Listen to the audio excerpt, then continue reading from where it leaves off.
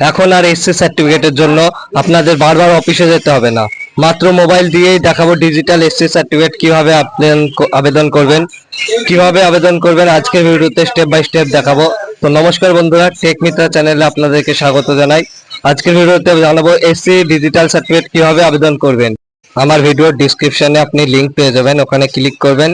SC certificate বানানোর জন্য যে ওয়েবসাইটটি আছে সেই ওয়েবসাইটে আপনি চলে আসবেন। ওয়েবসাইটে আসার পরে এখানে এইরকম ওয়েবসাইটটি আসবে, কিন্তু মোবাইল স্ক্রিনে আসবে, সেটাকে ডেস্কটপ মোডে করে নিতে হবে। ডেস্কটপ মোডে করার জন্য ক্রোমের যে সাইডে তিনটে বাটন আছে এখানে ক্লিক করবেন।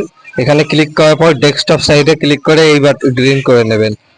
যেমন আমার ডেস্কটপ মোড হয়ে আছে, তো এখানে ক্লিক করার পর এখানে তিনটে যে ডট দেখা যাচ্ছে, তিন ডটে ক্লিক করে আপনাকে এখানে আসতে হবে। এসসি সার্টিফিকেট অ্যাপ্লাই করতে হবে, ডিজিটাল এসসি সার্টিফিকেটের জন্য এখানে ক্লিক করবেন।